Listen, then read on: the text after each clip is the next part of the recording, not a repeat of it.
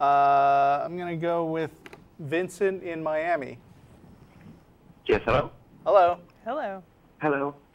Yes, I'm very kind of different from the previous callers that you had. And if I may, I'll start giving you a story to illustrate my point, okay? Wait, what is can your you point? just say your point first and then give the story? Certainly. That I believe atheism, if I may use the B word, believe, it's something personal. Something wrong with that belief. An understanding, right, that comes to you personally. Is that wrong? Well, no, go ahead.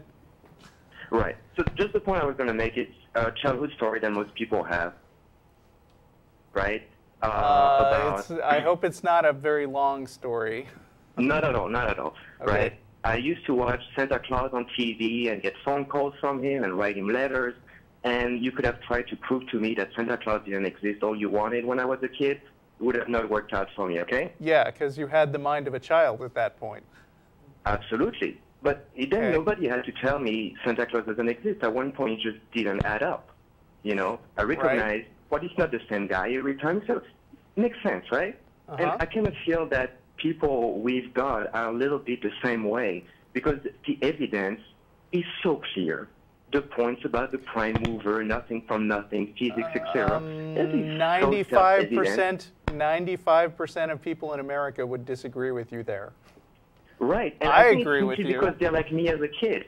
They're like not ready to see. They're looking at the same thing we're looking at, but they're not seeing it. They're not understanding it. And I'm not putting a judgment on them. That's very judgmental, though. You know, and I feel the same way. Lynnea, talked about it earlier regarding the folk stories. And you know, at one point people were like, okay, that doesn't make sense anymore, you know, and you move on to something else. And personally in my life, I live in Florida, so I don't have so many Christians around, but I do have a lot of like yogis and meditators and, you know, Eastern spiritual people, and I was sucked into that myself for a while. I do see the benefits of them, but after a while I see I tried to discuss this with Christians, with Jews. I was in India this year for 4 months with Tibetan Buddhists and with Hindus, and they don't even know what an atheist is over there. Do you see any downside to those yogis in Eastern religions and stuff? Just wondering. If I see a downside to them? Yeah. Like, do you see a problem with lots of people believing them? They're very close-minded. And what's interesting, when I was in India, what was very interesting to me was that they have been so much more prepared than the Christian. You know, the reaction that you get from Christian nowadays is it's pretty new to them to have a reaction to atheism, you know, to other people questioning their belief. In India, these people have been ready for hundreds of years, you know, answering people's, you know, mistrust about their beliefs. So they're armed up, you know, over there, and it's very interesting. I didn't go there to look for spirituality. I was interested in the culture. Okay. But in have general, you heard about breatharians, though? Yes, absolutely. Okay. Do you think that there might be some kind of harm in that kind of thing? People who believe that people who not only believe that you don't have to eat food to survive, but but they go around telling other people and convincing them to stop eating food. Yeah, no, I mean, that is one aspect. I think one is that would be even scarier to me is people claiming that they can cure diseases, you know. Right, well, people do that too, right? That's even worse, you know. People do that too. There's like faith healers all over America. Absolutely, absolutely. I'm a massage therapist, so and I mean, you know, with acupuncture and everything. What I'm saying though is, I'm not content to sit around and wait for people to figure out themselves that Santa Claus isn't real, when Santa Claus is responsible for making people starve to death, and maybe not go to a doctor if they're sick, and maybe not take their kids to a doctor if they're sick. I don't think that it's a good idea to be passive and wait for people to come to conclusions on their own.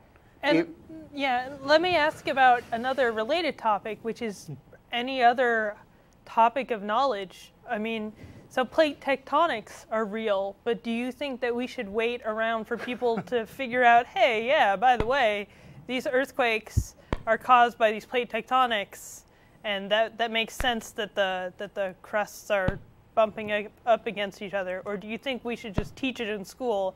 Hey, plate tectonics are a real thing. That's how the world works. No, I do believe people should be educated about what plate tectonics are, obviously. Sure. But if they're not believing in the plate tectonics theory, for example, you know, and you keep predicting where earthquakes are more likely to happen, you know, and you're telling people, and so they don't even believe to you, and they do get hurt because of their faith that plate tectonics theory doesn't actually exist. Right, but I mean, do you think that schools should be? I mean, if we've got a guy who's in geology class and he says, "I don't believe in plate tectonics. I think that it's stupid, and I'm going to answer all my test questions by saying that's a dumb question. Plate tectonics aren't real." Do you think that guy should get to pass his class anyway?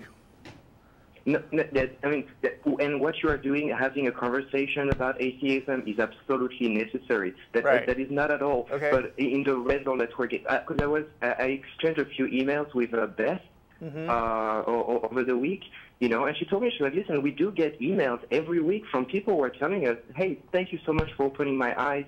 You know, I am not a theist anymore, and you know, and that is great, you know. And it is partially because of what you're doing, but I think it is an accumulation of things that, you know, people come to. They've watched your show, they've observed, you know, nature, they reflected themselves. It is something that came from them, you know. And sometimes I wonder about that was the purpose of my call, but the militant atheism, and, you know, and because I see the mixed result that I get around myself when I'm trying to have this conversation. Okay, hang on a minute, Vincent. Yeah. Lynnea, testify. Wait, what? Well, I don't know what Russell wants me to testify about, but tell me about you becoming an atheist. Well, I was okay. Okay, I guess I thought we were on the same page with the glance I gave you, but sorry. Oh no! The cracks in our hive mind are showing. Crap. I was our marriage is ruined too. Oh. I was gonna say, if atheism was a thing that people just logically got to once they thought about it enough, we would have all been atheists a long time ago because of the Renaissance and various other things that happened through history.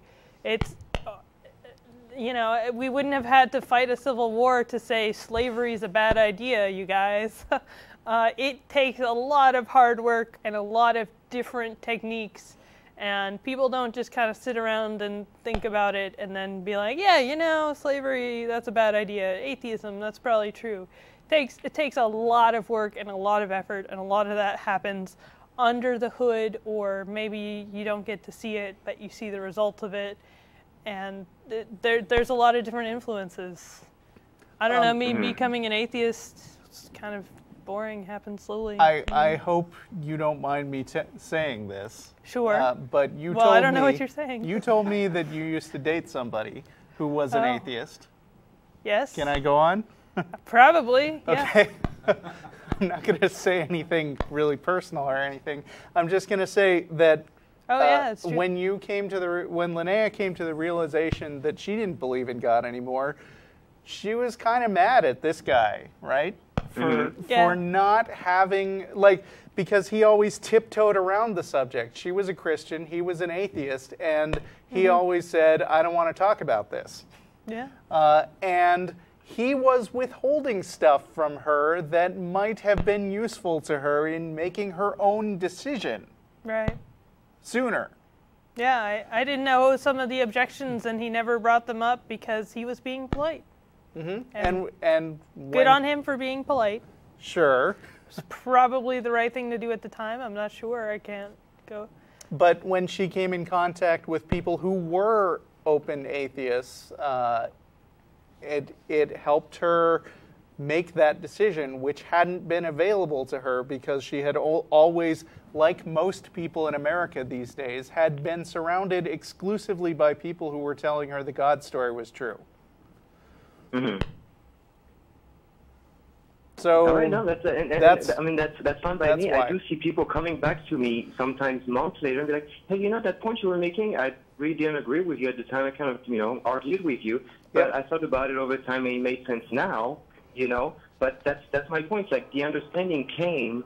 Like the information is out there for people to understand, and that part of the information has to be created on a weekly basis, like your show and all those debates and everything. But that, sometimes fighting theists on their basis, is, I mean, I think it's important for atheists to understand that theists will, turn the page over and become atheists, or change their point of view in their own time, in their own understanding, and that's fair. We do get a lot of calls or emails from people who are saying, I'm in a debate with this person, what's the magic bullet to make them immediately roll over? And we're like, we don't care about reading your 5-page Facebook flame wall argument. It's not going to happen. Stop trying to make it happen. If it does happen, it'll happen on their own time. You've done a good job, and given the counterpoint, don't keep pushing it. They will get information from other places. It's a balance. Right. It's a balance. Yeah, I mean, I think it just comes through practice and experience to know whether somebody is worth talking to or not. And I think that it takes all kinds of atheists, somebody who can be a nice guy and just put a good face on atheism while saying, yeah, and I'm an atheist, and people who are firebrands and will argue for it in public. So having said that, we've only got a few minutes left in the show, so we're going to move on to one last caller. Of course. Thank you so much for taking my call. I really appreciate the time. Goodbye, All right. and good luck in the future. Thanks. Goodbye. Bye.